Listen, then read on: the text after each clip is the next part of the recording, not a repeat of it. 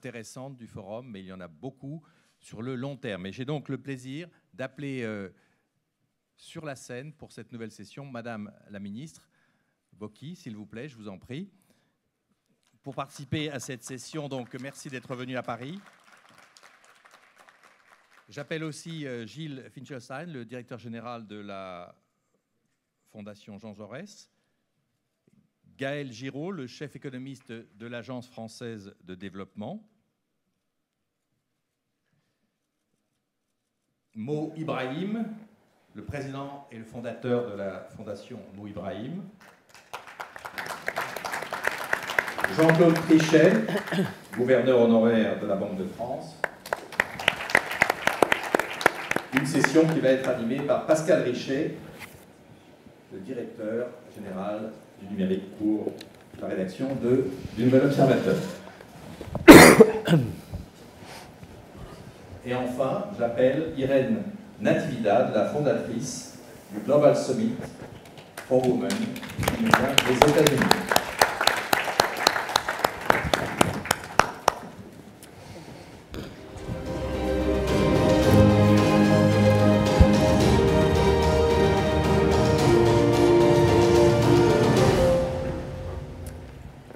Bonjour à tous.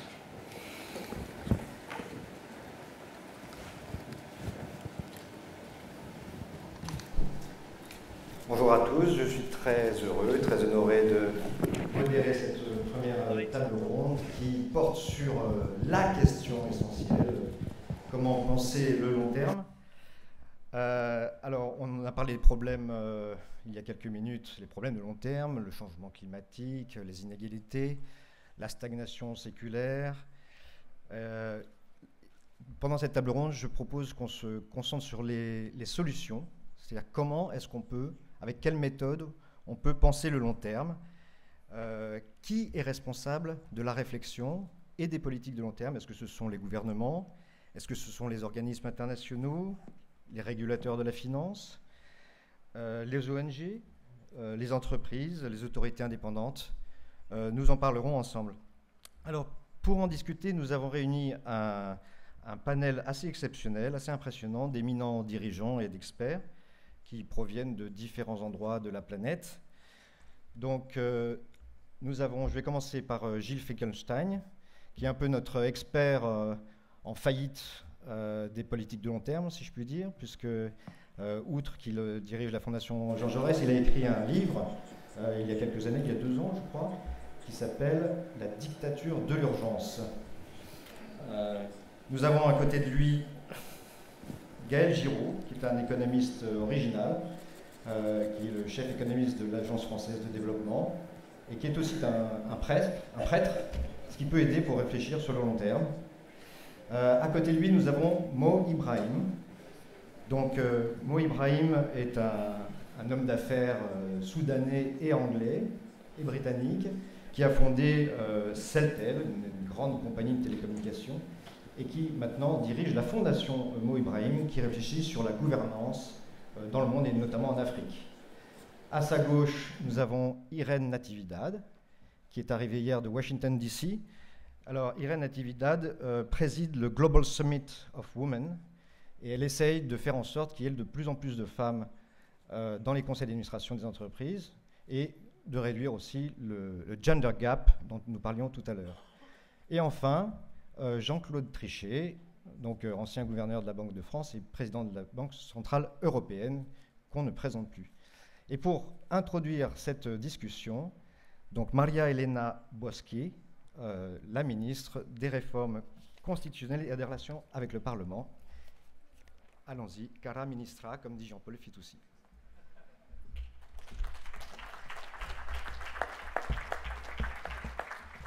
Merci. Bonjour, je suis désolée de ne pas pouvoir faire mon intervention en français car je ne maîtrise malheureusement pas le français. And so let me start by thanking the organizers for this invitation and Mr. Gurria for his appreciation on our government's activity. Indeed, there are not many venues devoted to long-term thinking, and I think is very much needed. In fact, long-term thinking, long-term vision and perspective should be at the center of any policy initiatives, of any policy analysis, and I think should be at the center both at national and at international level. The contribution that I would like to offer to today's debate draws from my recent experience. I'm a member of a relatively new government because we have been in office for a year and a half, and I'm also part of a generation that recently has started to take leadership responsibility in governments, industry, and academia. And so from this vantage point, I wish to start by discussing the consequence of the lack of vision that for many years has blocked serious attempts to carry out domestic and international reforms.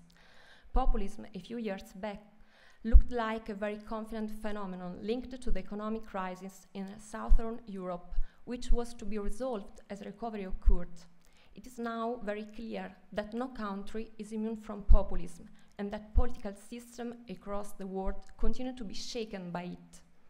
Populist leaders and their followers show a profound estrangement from genuine public debate. Populists see the democratic public sphere, where discussion, debate, and civic engagement are key, as treasures. Rational and scientific responses to common problems are obfuscated by conspiracy theories. Populism does not offer solutions, and we all know its destructive power, but we have to understand that it also offers a comfortable and easy answer to difficult questions. It offers any easy way to express anger and frustration for people that feel that their own nation state, in our case, their own European Union, is failing them, failing their dreams and aspirations. This negative state of affairs is also fueled by weaknesses in the international system to manage crisis and fight protectionism. From Syria and the Middle East to Libya, crises have intensified, and the flow of migrants they have created further fuel populist responses.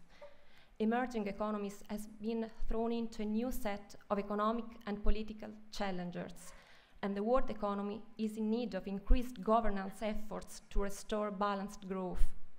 Populism and its economic drivers present a threat to long-term prosperity based on shared rules and increasing welfare.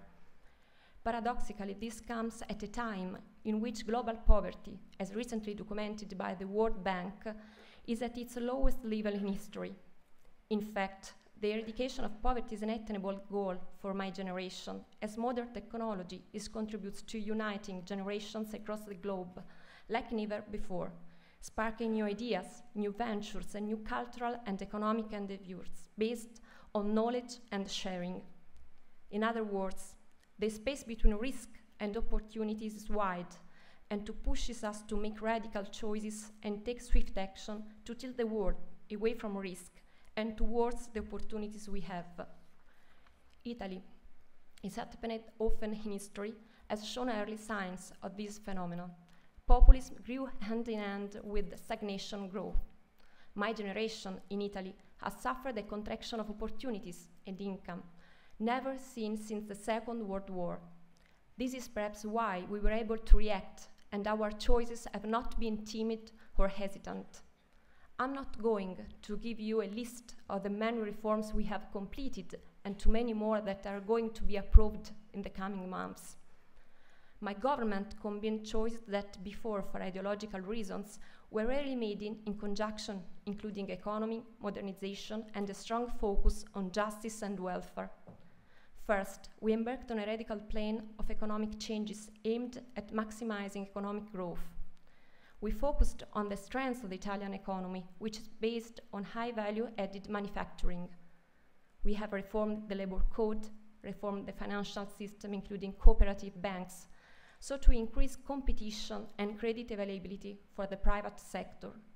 We modernized the fiscal code, cut red tape, and improved bureaucracy. For the first time in my lifetime, we have reduced taxes for firms and families with the aim of improving productivity and consumption. I want to be clear, This is a program focusing on modernizing our market economy and making sure that our companies are in the best position to attract investment, domestic and foreign, and to exploit the opportunities that globalization offers to them. However, we pursued this policy after having taken a prior step, which was a permanent tax cut of around 10 billion euros focused on low-income earners, those with an annual income of less than 26,000 euros. Independent studies have shown that this policy had a positive effect on consumption. However, our motive was not economic growth, but social justice and inclusion. By the same token, we have launched the largest investment in state schools in the last 20 years. This includes nearly 108,000 new teachers and considerable resources for their training, increased curricula for students, and improved facilities. Additionally, we are making sure that our universal public health system grows in a sustainable way. We have put in place new measures to combat poverty and support young families. Of course, much more has to be done, and we are confident that with increased economic growth, we will have more fiscal room for social investment. I want to underline one important fact. This is not an expansion of the size of the state.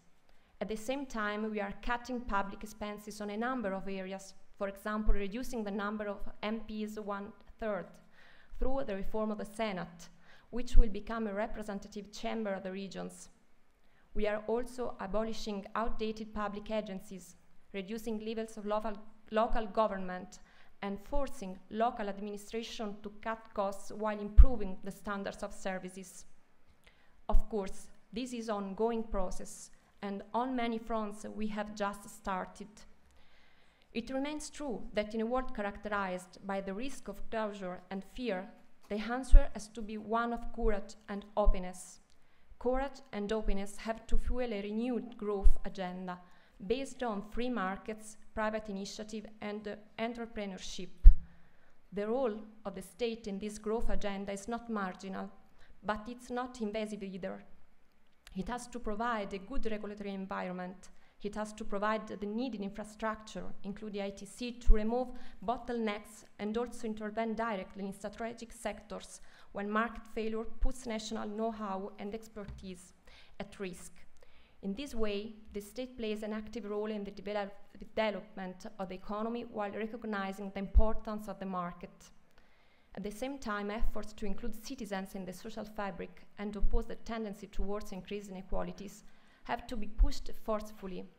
Inequality today is not confined to income. Inequalities of access to information, to education, and to a decent social context are all conducive to isolation. The gender pay gap, to name one of the most unacceptable forms of segregation entrenched in all our affluent societies, is one of the deep social wounds that needs healing. The quest for a stronger and more unified society goes hand in hand with the quest for a freer, more open and more affluent economy. I would like to conclude with a note of optimism.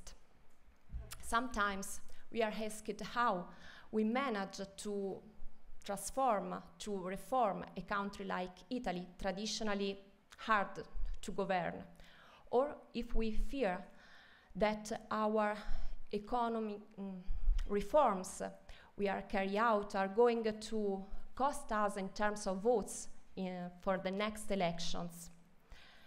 And to start with, yes, if one wants to change, if one wants to think long term, one has to risk the price of unpopularity. I'm afraid there is an inevitable. However, we won the recent elections, those for European Parliament, on an explicit program of overall change, economic, political, and institutional change.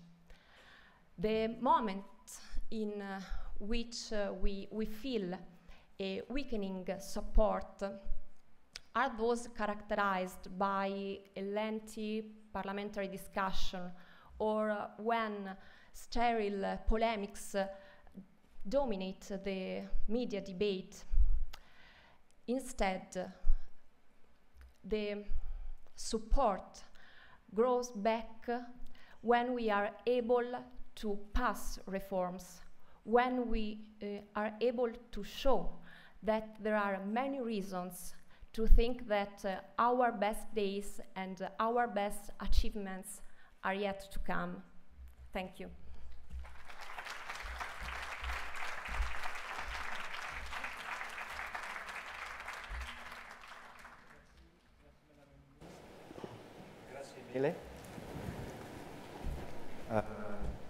Gilles Fickelstein, je pense que vous pouvez rester ici.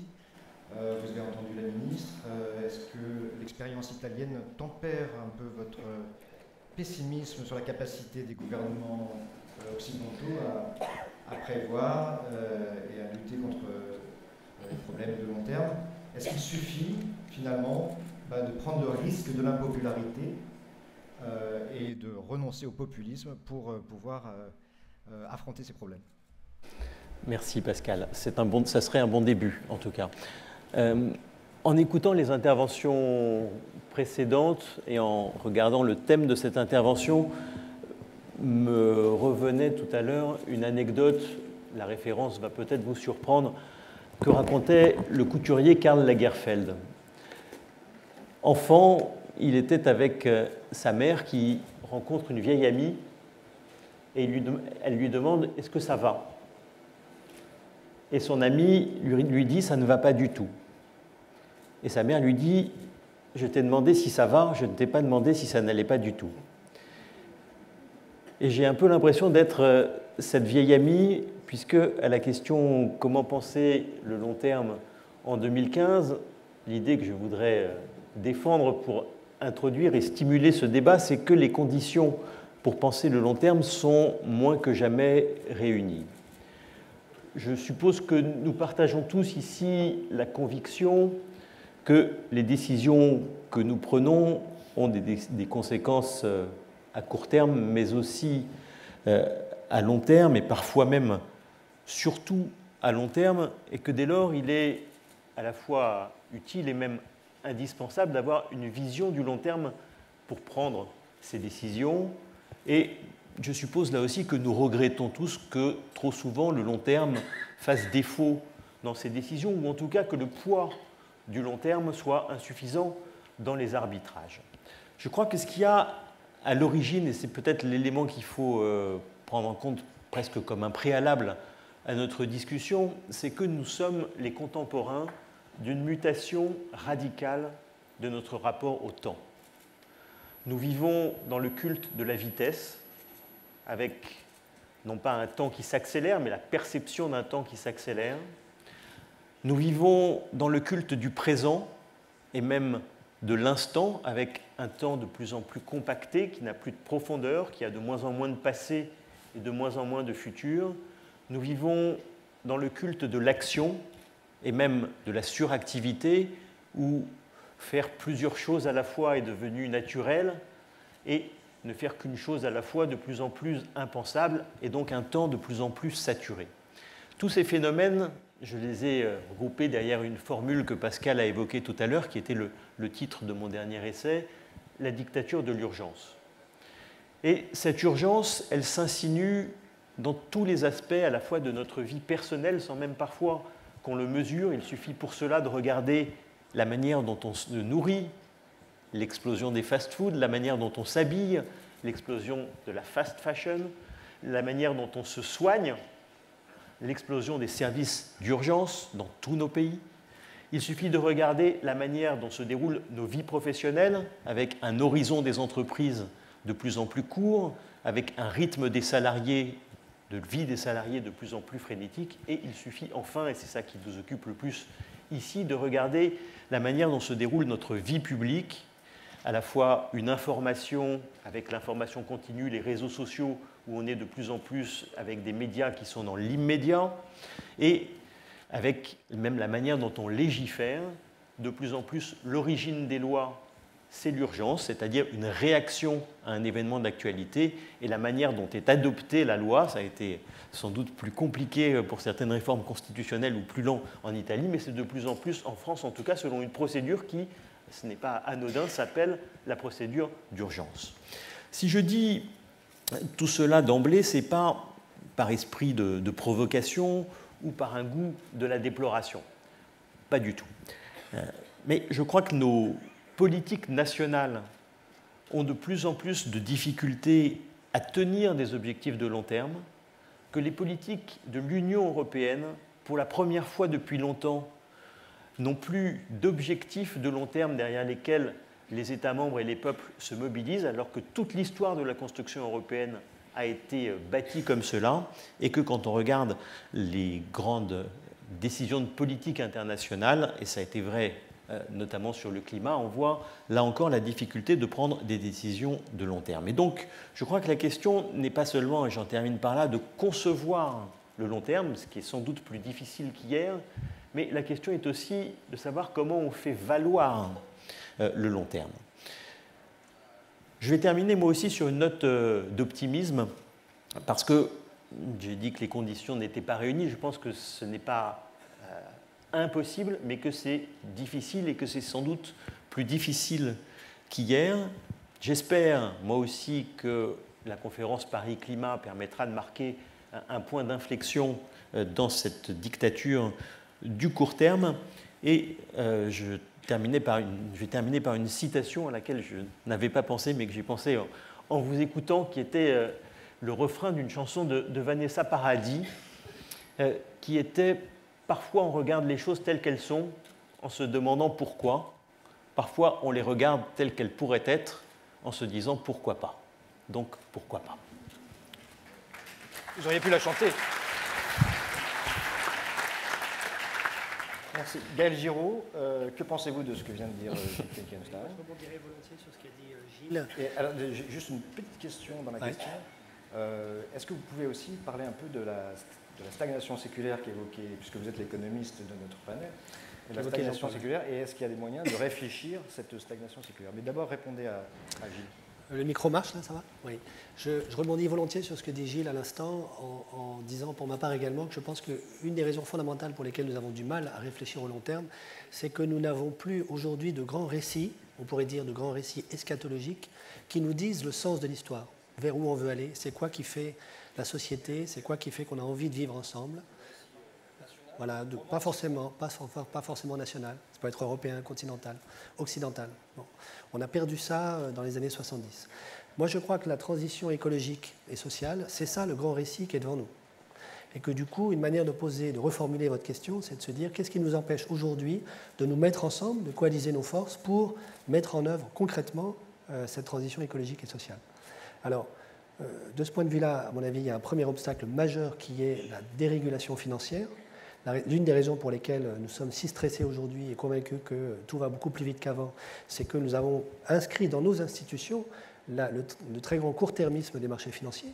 Exemple, dans la comptabilité des entreprises aujourd'hui, le fait que nous ayons mis en valeur la fair value, c'est-à-dire le fait que la valeur d'une entreprise est mesurée par ce qu'en pensent les marchés, et en particulier par les bulles spéculatives à répétition qui naissent et qui meurent sur ces marchés, ça fait qu'on a inscrit dans le bilan des entreprises, dans la manière dont on les valorise, le court-termisme des marchés.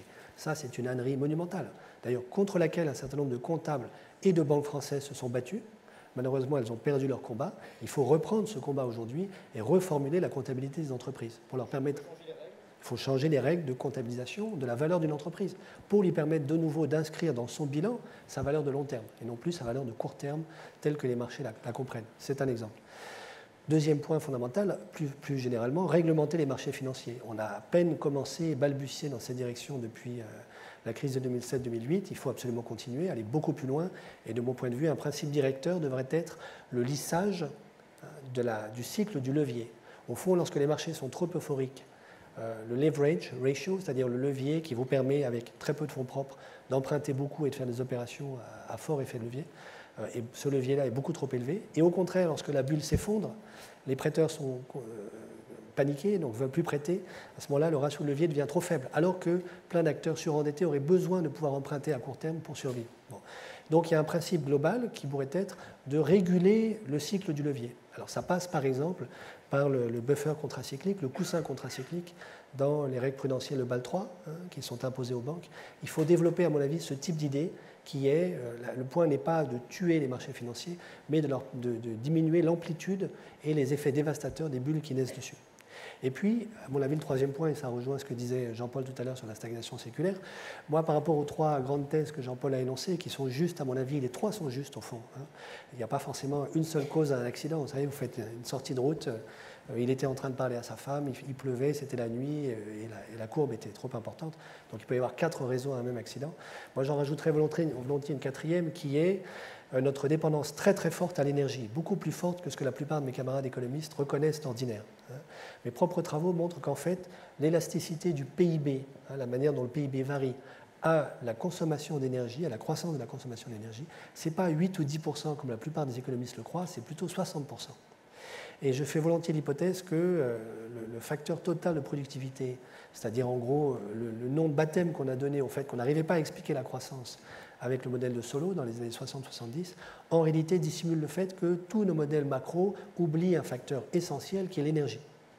Or, si on a compris que, à la fois pour des raisons climatiques, à cause de du challenge climatique, et à cause aussi de la question lancinante qui revient de manière récurrente et qui est profonde, de ce qu'on appelle le pic énergie, le peak oil, etc., nous ne pourrons pas continuer à augmenter indéfiniment la consommation d'énergie fossile à laquelle nous sommes accoutumés aujourd'hui, alors ça veut dire qu'il faut changer complètement de modèle.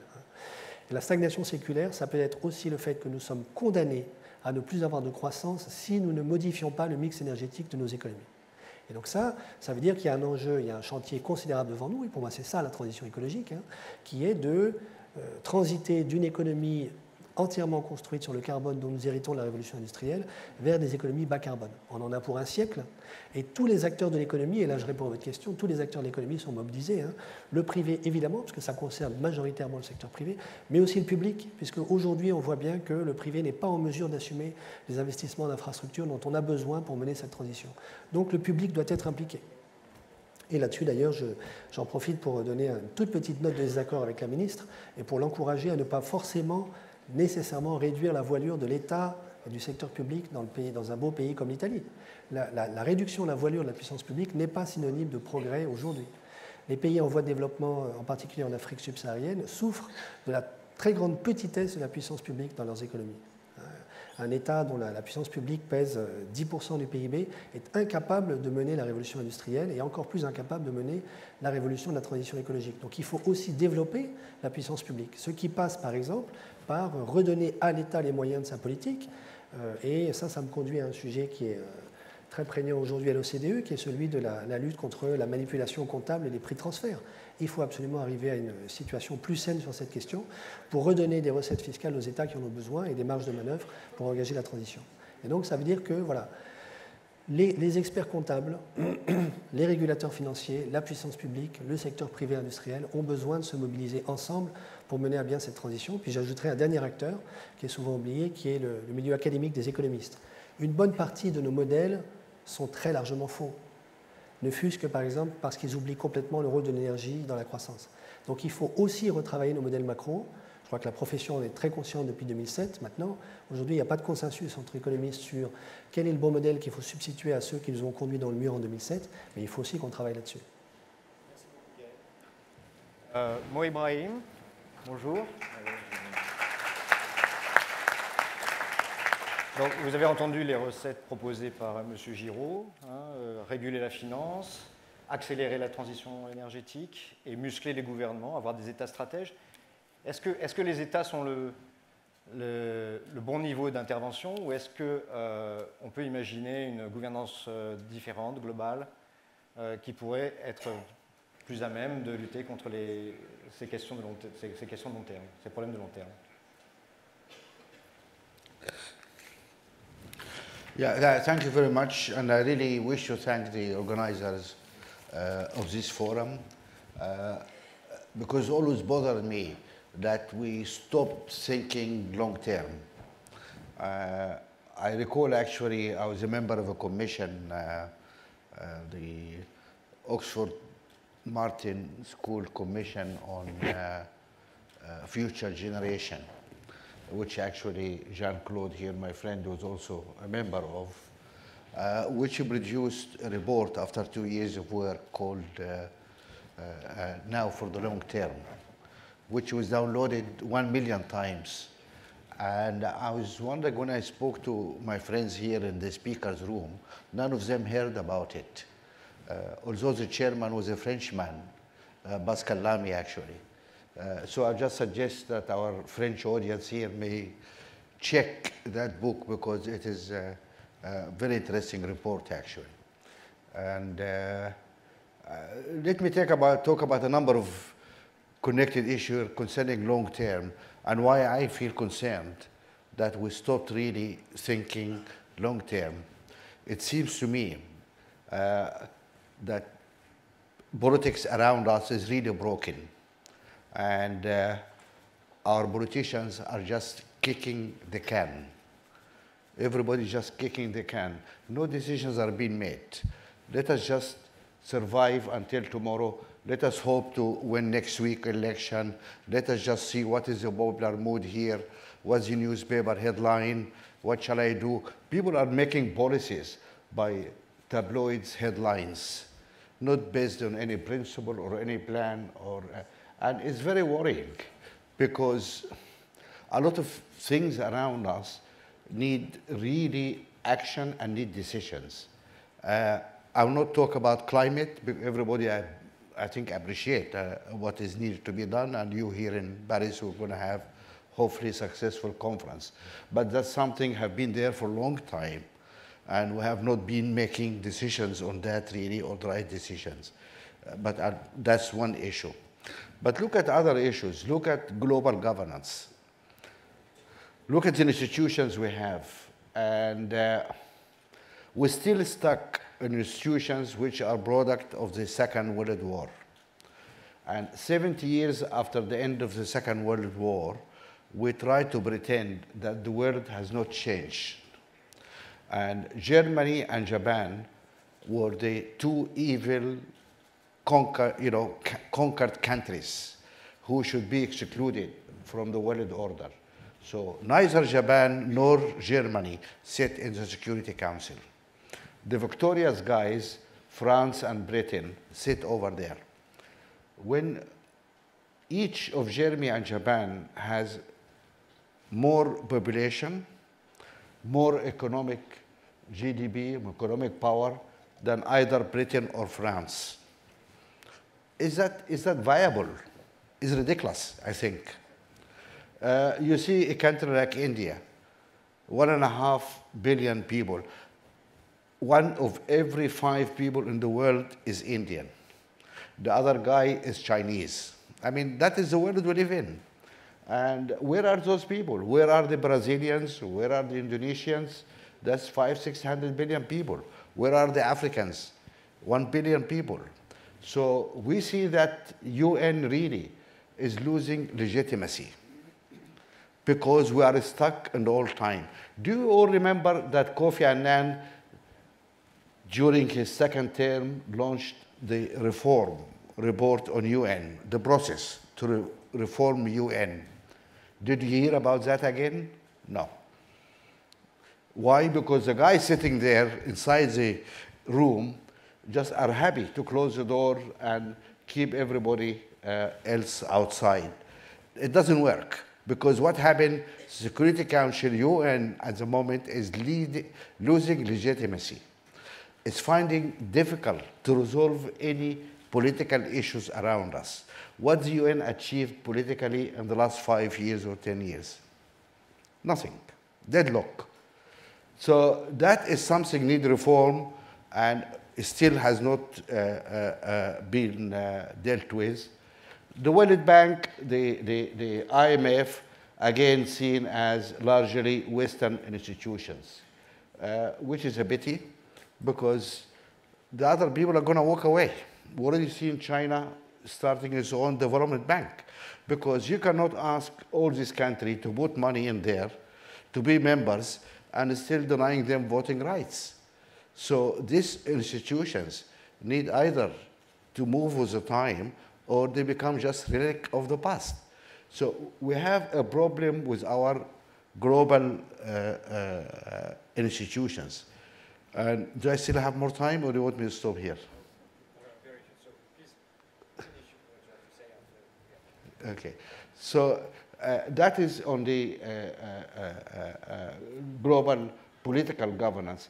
It seems in the economic side, we managed to cobble something together by forming the G20.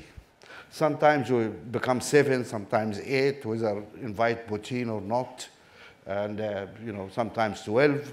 I don't know who decides that. Somebody somewhere decides, you know, but anyway, there is something there to deal with the economy, and that is useful, although still we have issues really concerning the global. You look at the mode of trade agreements at the moment. You see America, United States, and Asia trying, or part of Asia, because China is excluded, try to conclude an agreement. Europe and US trying to work on an agreement. And then you ask, what happened to Doha? I thought we have something called the World Trade Organization, and that everybody gonna sit together and agree the rules. We are breaking the rules now. Then we see the rise of non-state actors, a new phenomenon.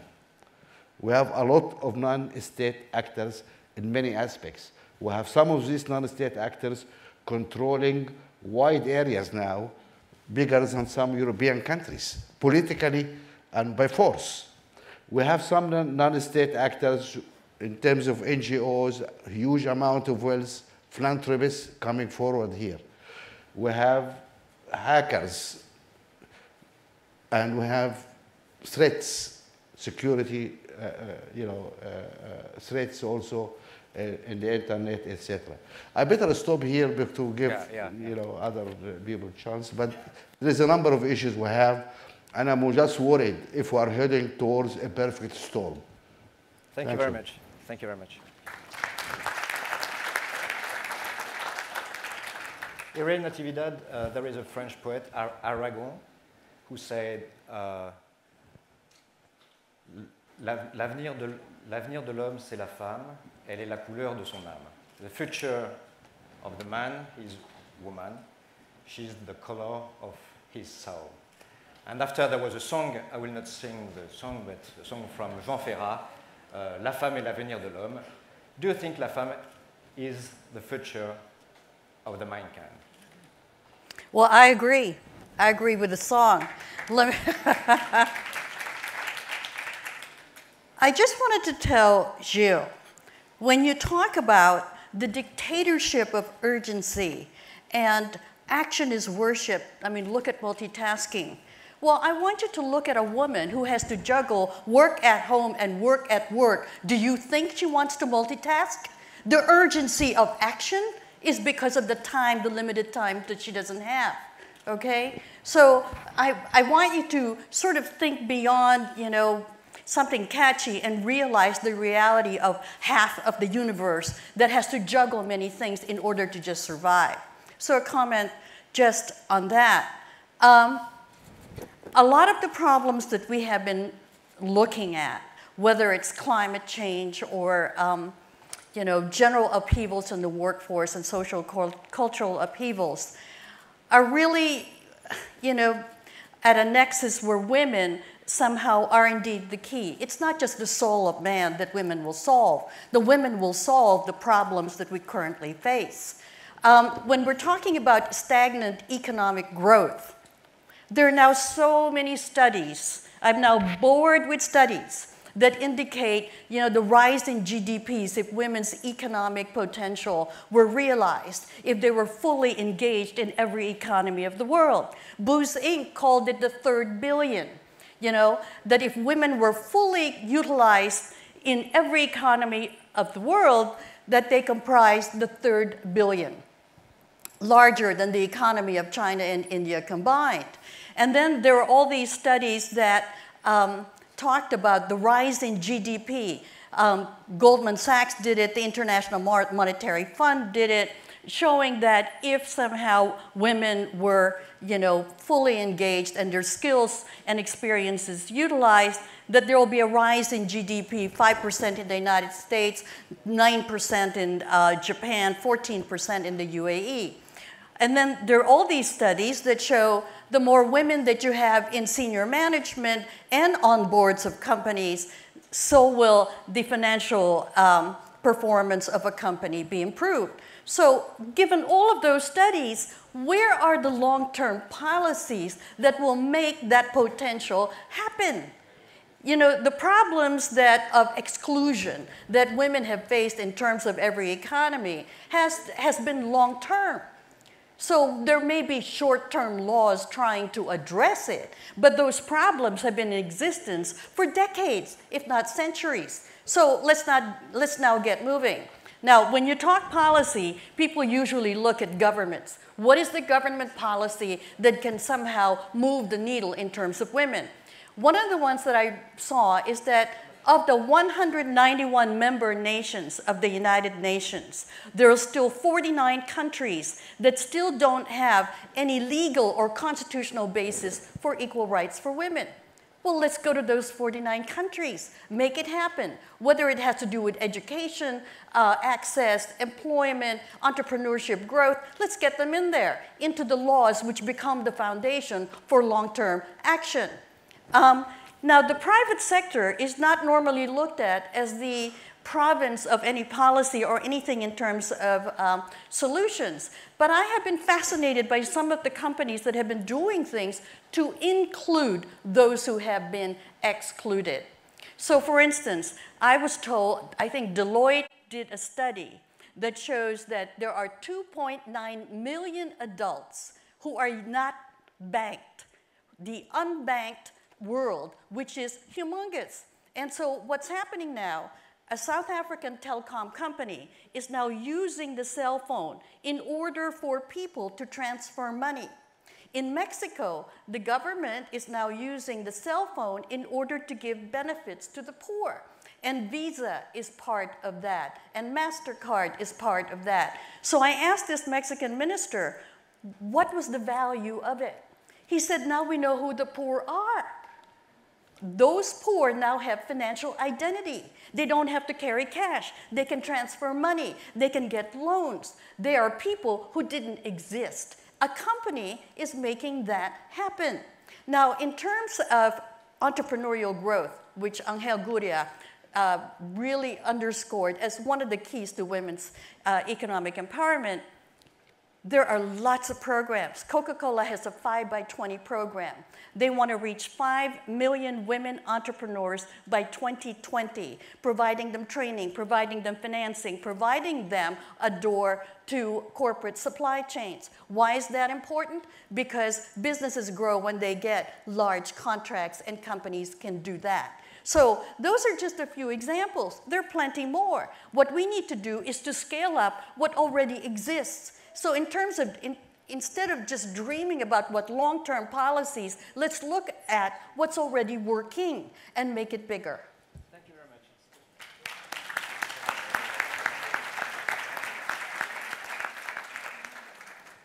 Jean-Claude Trichet, donc vous avez dirigé des institutions importantes, des autorités indépendantes, puisque les banques centrales sont indépendantes. Est-ce que vous pensez que c'est le bon modèle pour affronter le long terme? Est-ce que vous pensez que les politiciens doivent, après s'être débarrassés de la politique monétaire, se débarrasser des questions de long terme? C'est une question très incisive, évidemment.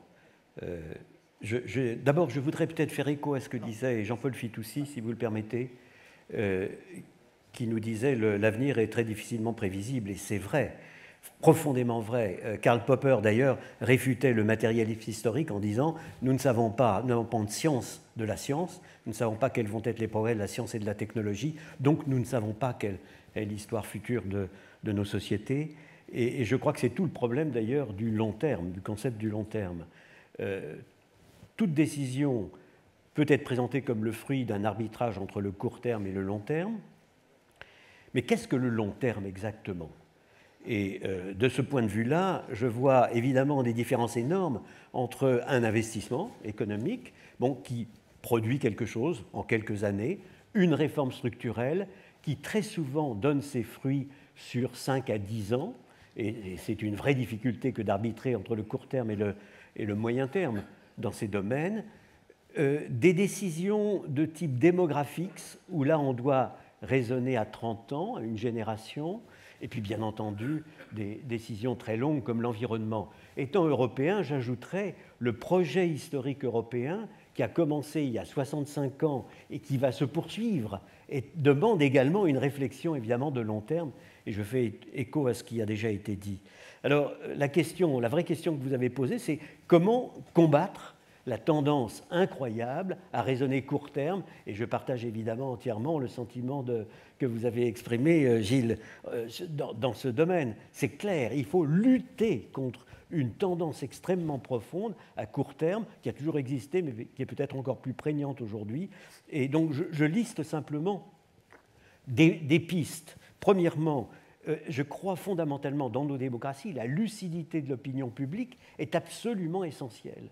Le travail qui a été fait, par exemple, pour rendre nos opinions publiques plus lucides sur l'environnement est un élément majeur. Le travail qui a été fait avec Beau et Pascal pour essayer de communiquer avec 1 million de downloads les préoccupations de long terme, ça fait partie, ce forum évidemment en fait partie. La lucidité de l'opinion, je regardais la dernière enquête Pew sur l'environnement, on a fait des progrès énormes dans la compréhension de l'opinion publique mondiale. Un autre élément, une autre dimension fondamentale, évidemment, c'est de prendre des décisions et de réduire effectivement les incertitudes.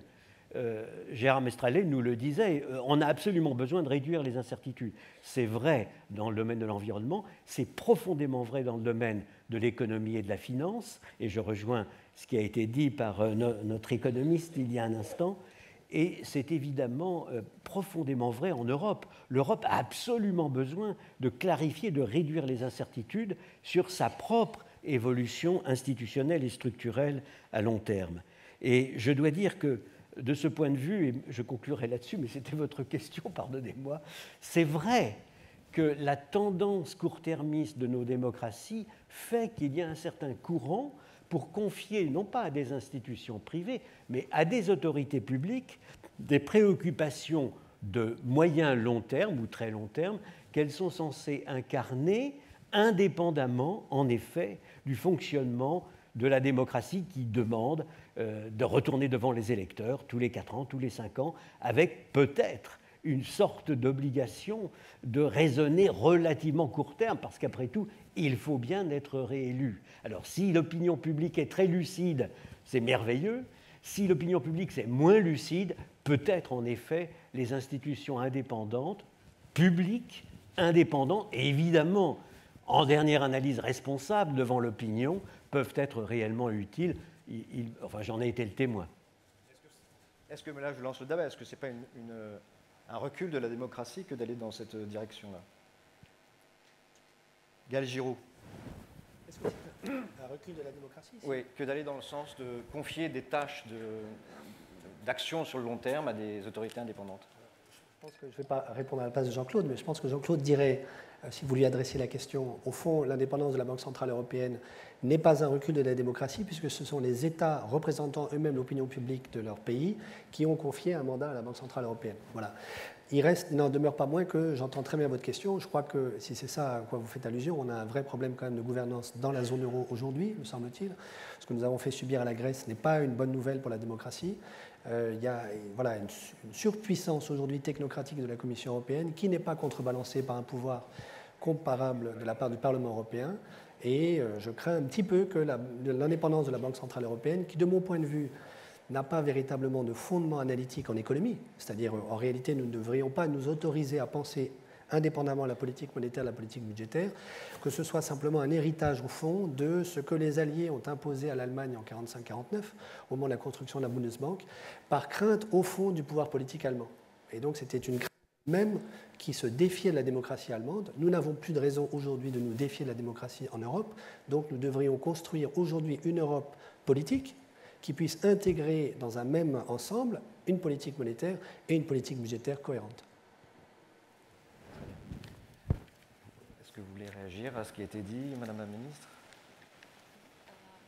Yes, he is right, because I think we need more Europe to challenge the future and to face the new challenges for all European members and all European citizens. I think because last elections, and I think also the polls for the new elections, tell us that a lot of European citizens doesn't want to be governed by Europe.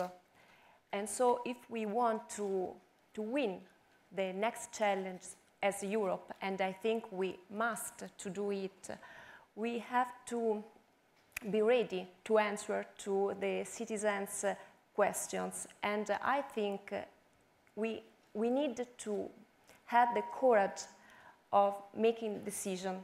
You're right when you said that we need more courage to make choices in our government, but we also need stable governments for the future, because we need instruments to answer for new challenges. And I think if we want to think not just in short term, but in long term, we have to face not only the climate change, the female role, and the great theme of growth, economic growth, but also another theme I can suggest, the theme of migrants in Europe, because it's not only a short problem, but a long-term problem, not only for the arrivals of migrants in this moment in our country or in your country, and I can say everywhere more or less for our choices in Europe, but because we have to ask how we can stay with them, how we can integrate them in our culture, in our economy, in our schools. And this is the challenge for our midterm programs, not only the climate and the growth. But if we want to renew the initial spirit of Europe, the spirit of our grandparents and parents, we must think to Europe as the answer of problems and as a dream. Because it's difficult for my generation to think Europe as a dream and a solution of our problems, maybe because in this period of crisis we couldn't find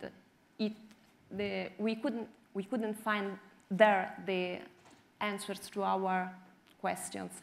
And so if we want to change my generation opinion on Europe and next generation opinion in Europe, we must be able to involve citizens in Europe in this challenge.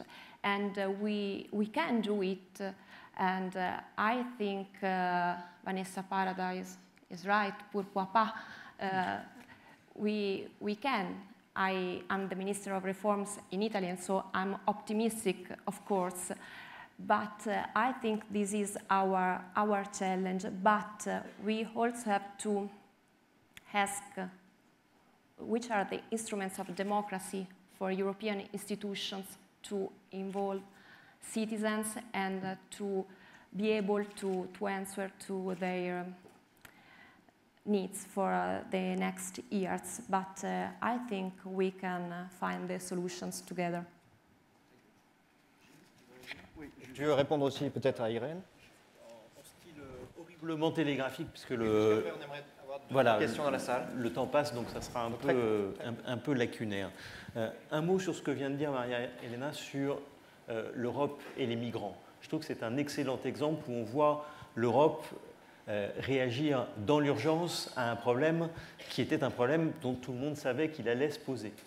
Et que, y compris la manière dont on a conçu Schengen, est très illustratif, c'est-à-dire qu'on a très bien conçu la partie des frontières intérieures et très peu conçu la partie des frontières extérieures et de l'harmonisation de nos politiques européennes. Deuxième remarque, la démocratie, est-ce que c'est la démocratie le problème parce qu'elle impose, à cause des élections, un horizon de court terme? Là, pour le coup, évidemment, je ne le crois pas du tout. Je trouve qu'au contraire, une des leçons de ces 20 dernières années, c'est que les démocraties sont les régimes les plus robustes et beaucoup plus robustes que les régimes totalitaires. Troisième question, est-ce que dans ce cas-là, ce sont les responsables politiques qui sont principalement les responsables de ce primat du court terme? Et là, évidemment, comme citoyen, on considère parfois que les responsables politiques manquent de courage, mais je crois que le procès, s'il n'est que pour les responsables politiques, est un peu court, parce que moi je suis frappé quand je regarde la manière dont était structuré le monde et les conditions dans lesquelles se déroulait la vie publique il y a une quinzaine d'années quand j'étais en cabinet ministériel aux responsabilités et que je regarde aujourd'hui, c'est le monde qui a profondément changé. Dernière remarque sur la question d'Irène. Oui, je partage totalement ce qu'elle dit sur le multitâche. Ce n'est pas seulement le multitâche avec le monde virtuel. Le multitâche, il existe depuis fort longtemps, notamment pour les femmes, dans la vie réelle. Et je crois que la question que ça pose, ça montre que cette question de savoir qui impose son temps, qui impose le temps, est une question éminemment politique. C'est vrai pour les femmes, mais c'est vrai de manière plus générale. La question de savoir qui impose le rythme du temps est la question politique par excellence. Merci Gilles. On a quelques minutes pour prendre quelques questions dans la salle. Donc, qui se lance ?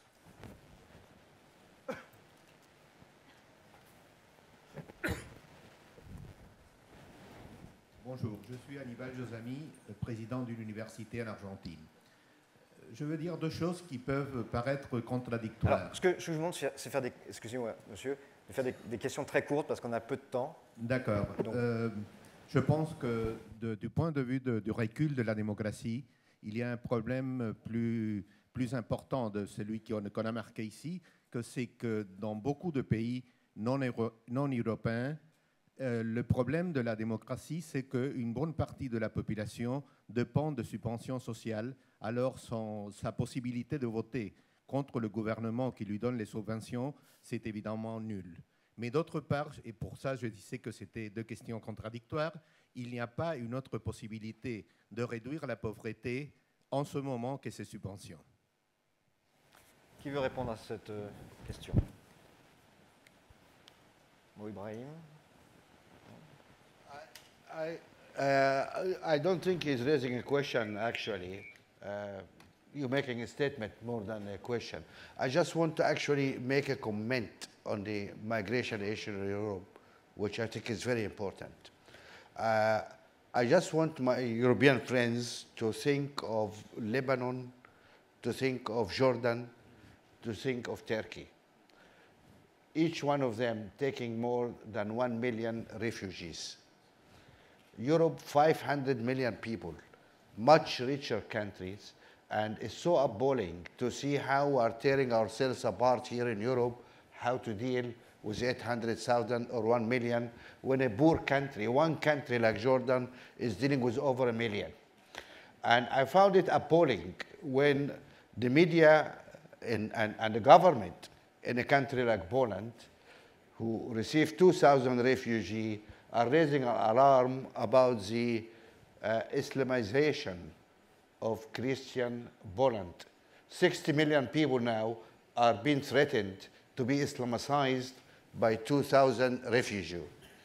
A professor in Paris here, Ghassan Salama, who is a professor at Sciences Po here, was telling me he's Christian. He was telling me his Christian village in Lebanon took 2,000 refugees and they raised money to build a school for them. That is more refugees in Salama's village in Jordan, in Lebanon, more than all refugees taken by Poland. And he said, we are a Christian village, we are not afraid of those guys to come here, we build the schools for them and we build facilities.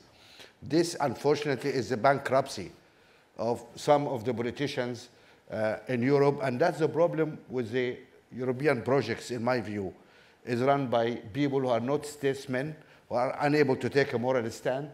I didn't see anybody like Merkel standing up and taking the heat on principle, and probably she's going to pay a political price for her standing. But I didn't see any such honest politicians in Europe. I see very small people, actually. I'd like to try and answer. I'd like to address your question about democracy. Clearly, Argentina's democracy is still fairly new. Democracy works when you have a balance of all the sectors, if you will. If media is free, if they're able to comment on what politicians do, on what administrations do, then you have another source of opinion other than just the handouts that a government gives.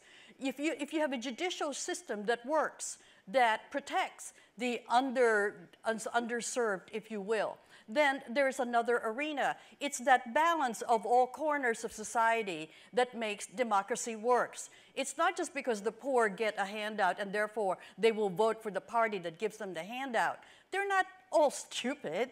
They have radios, they have other ways of getting information.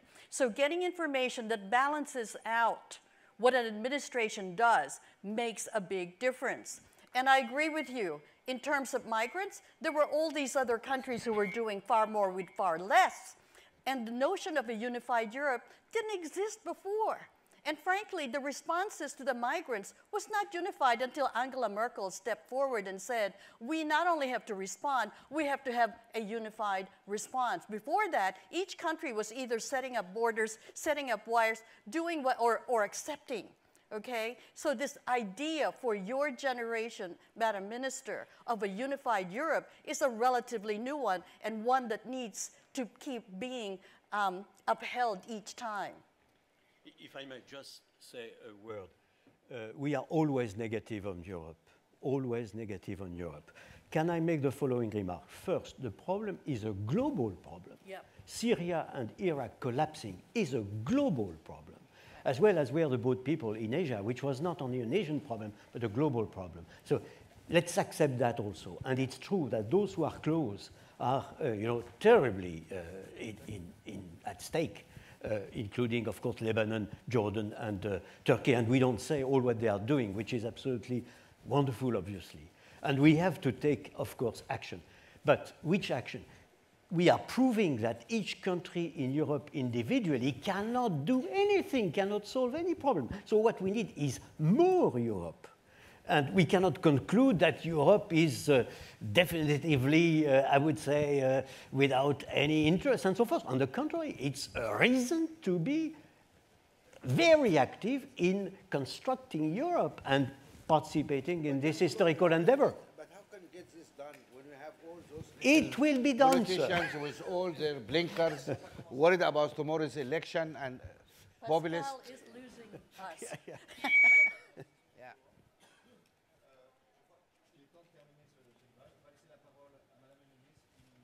Qui voulait réagir à ce propos. Micro, s'il vous plaît. Just one word to finish this debate, but I have to say that we appreciate the Angela Merkel position, of course, in Europe, but maybe you know she is not the first to have this position in Europe about migrations, because Italy and our governments with Mr. Renzi since the first time has to ask to a unique answer in Europe, and we have asked for several European meetings to have just a unique voice to challenge and to face the migrants for Europe. And you know, our government and our country has done a great job to help migrants in Italy, and not only in Italy, but by cooperation in their countries. And so I think it's very important, the German position, the German role in this moment, but we must to remember that Italy, for first country in Europe, has had a unique answer. And so I think it's very important now Europe has this convincement to have just one solution. And I think it's an important step for Europe. I think we have a lot of work to do, but we are in the right road, but together, also with the support of Malta, for example, and Italy too. Merci beaucoup. Merci Pascal Richer, merci Greece, Madame la ministre, Maria Elena Bocchi et tous les participants, Irène Natividad bien sûr. Merci, thank you very much everyone. c'est la fin, c'est la dictature du court terme, parce que nous avons un événement très important qui arrive maintenant. Pour la première fois, en effet, le Forum Nouveau Monde accueille Angel Gurría et l'OCDE pour annoncer officiellement ses perspectives pour l'économie mondiale.